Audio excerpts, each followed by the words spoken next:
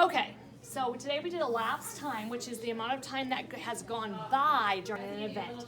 When we do elapsed time, let's just say that I went to the mall and I got there at 2:20 and I left the mall at 5:35. And I want to know, how long was I at the mall? That's my elapsed time. How long was I there?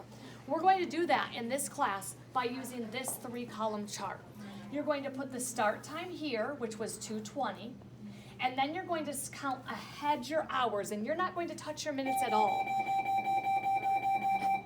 You're going to go from 2:20 to 3:20, keeping that 20 the same, and putting a little swoop there and put a 1. From 3:20 to 4:20, that would be 2 hours.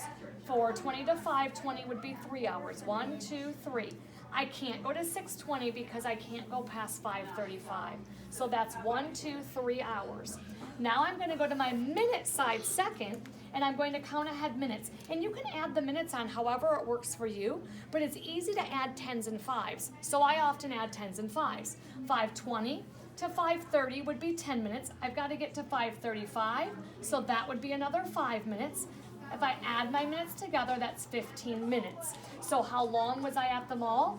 3 hours and 15 minutes. Sometimes you're not going to have the start and end time. You might be given the end time, and you have to figure out if you were there for 1 hour and 32 minutes, what time did you arrive? Sometimes maybe they'll give you the start time, and they'll say you were there for 1 hour and 32 minutes, and you have to figure out the end time.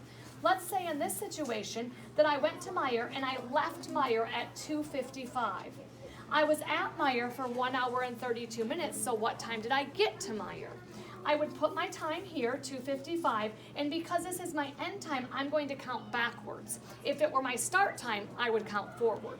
And I'm going to go back 1 hour. I'm just going to take that 2, go back 1, and make it a 1. There's my 1 hour. Then I'm going to go back 32 minutes. 55 becomes 45. I'm counting by 10s again because it's easier. 45 becomes 35. 35 becomes 25. That's 10, 20, 30.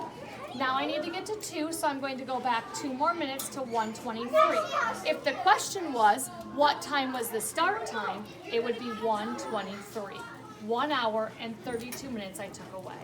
You have to use this chart when doing elapsed time in this class. Do you want me to do it? Yep.